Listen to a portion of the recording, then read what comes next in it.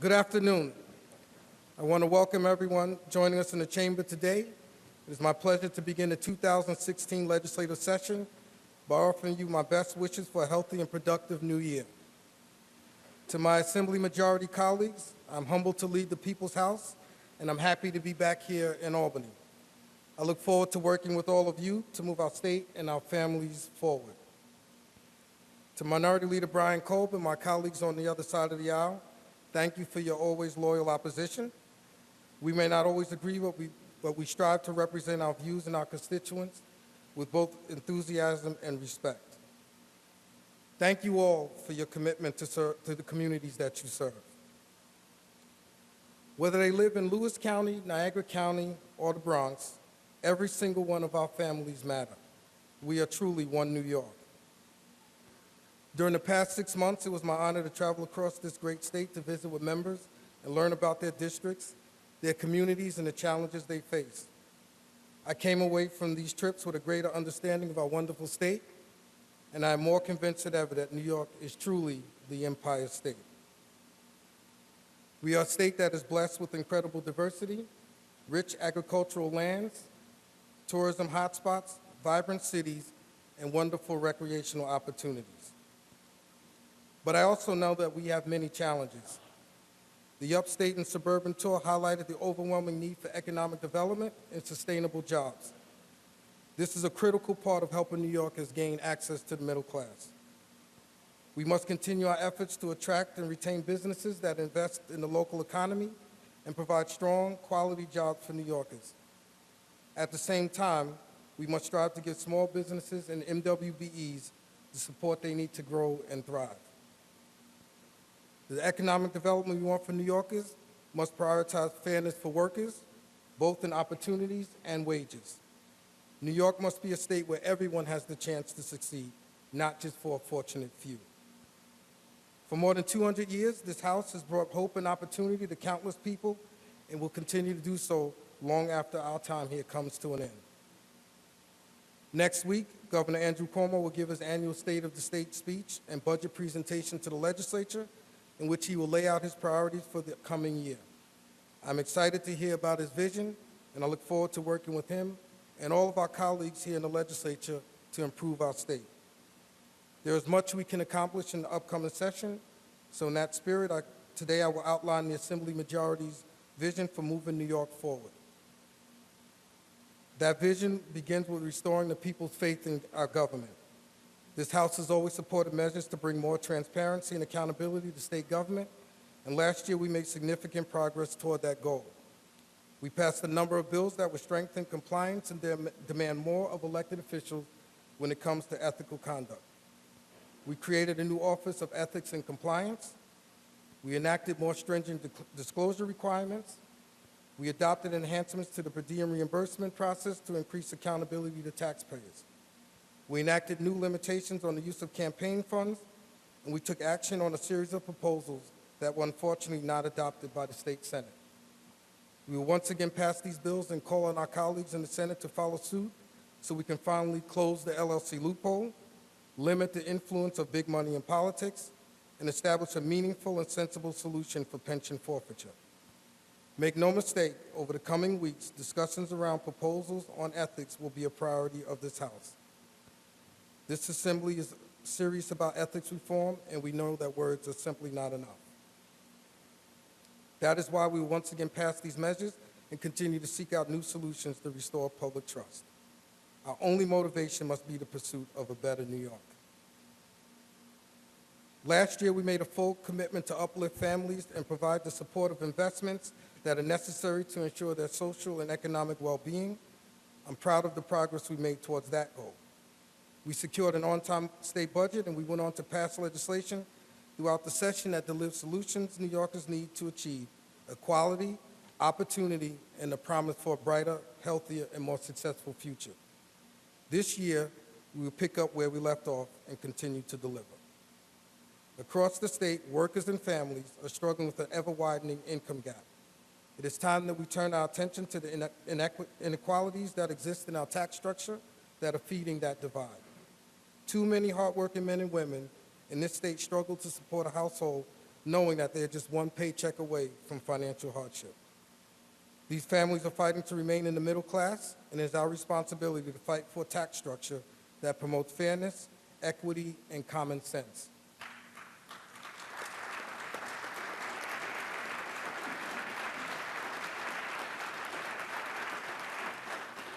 We will take up and pass a proposal to bring fairness to our tax code by making permanent tax cuts for working families and asking wealthy New Yorkers to pay their fair share.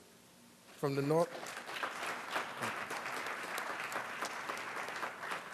North Country to Buffalo and the Southern Tier down to Long Island, what we are fighting for is equality and access to opportunities and, above all, fairness. Fairness in education for our children, fairness in wages for workers, fairness in achieving real and comprehensive women's equality, fairness in the pursuit of a safe and affordable place to call home and raise our families, fairness in opportunities to grow our small businesses, fairness in access to child care, paid family leave, and basic health care for our families.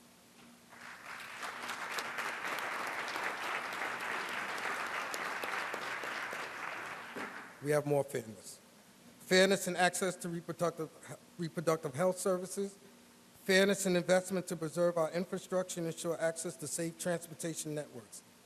Fairness is our mission, and it is the key to putting families first in this great state. Let me emphasize once again that our students deserve the best education we can afford them. We will push for the highest funding level possible to ensure that all schools have the resources and tools they need to fulfill their duty to the students they serve. Closing the achievement gap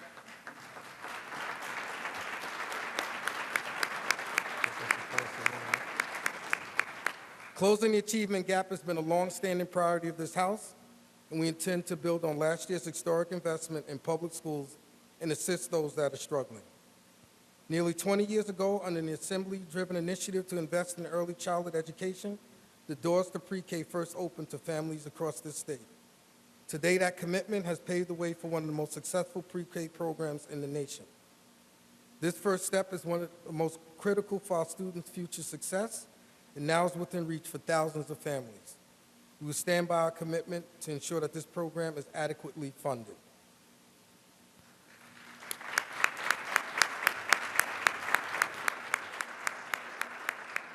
Schools across this state are facing overwhelming challenges. In New York City and many places upstate, I saw firsthand how poverty and factors at home can make it even harder for our students to learn. The mission of our schools is to educate students.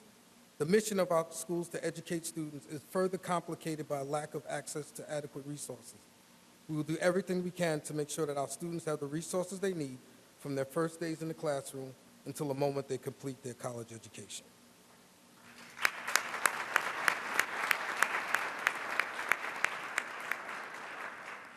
Last year, we put forward a Higher Education Road to Success initiative, and we will continue to build on the progress we made. We will ensure the availability of funding for higher education opportunity programs and child care assistance at our SUNY and CUNY colleges.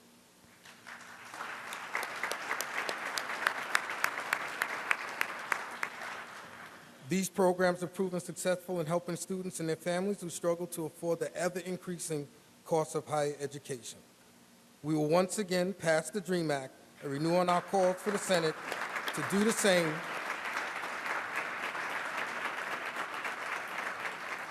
so that more of our students can successfully complete their education, build sound, lasting careers, and make meaningful contributions to our communities. No student in this state should be denied opportunity to advance their education because of factors beyond their control. We were very proud and encouraged by President Obama taking action to close the achievement gap with the creation of My Brother's Keeper initiative. It is undeniable that young men of color face tremendous obstacles. We look forward to supporting this measure here in New York so we can help every young person in our state succeed. We will do this and more to improve the plight of young men of color.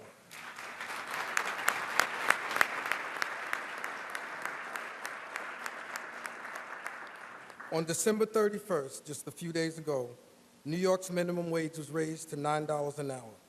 The very next day, we fell behind 5 other states in the Northeast, Vermont, New Jersey, Massachusetts, Pennsylvania, Connecticut, as well as Washington, D.C., who enact the higher wage floors. We must realize that an unrealistically low minimum wage leads to very real problems of poverty, homelessness, and hunger.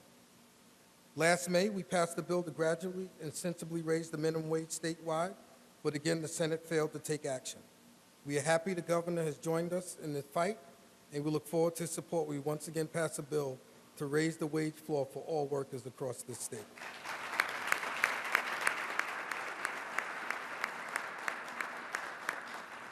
This House has always led the way in fighting for women, families, and children.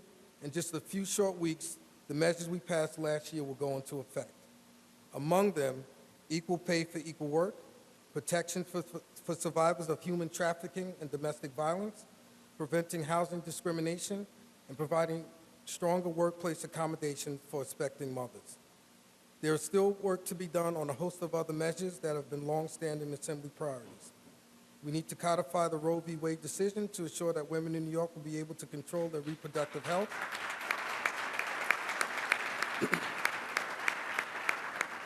For several years, we have passed paid family leave in this House.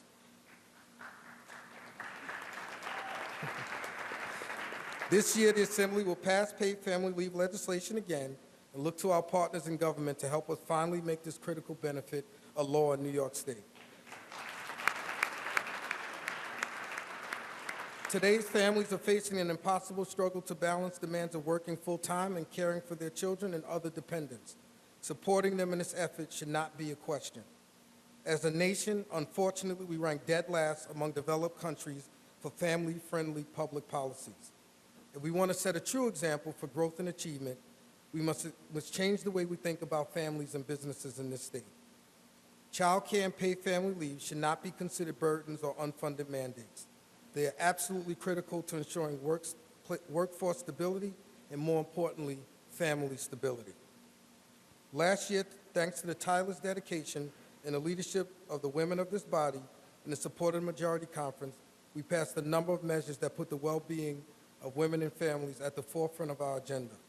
This marks a tremendous victory for women and families in New York, and we could not have achieved this without your hard work. So I want to thank you all for your efforts in this.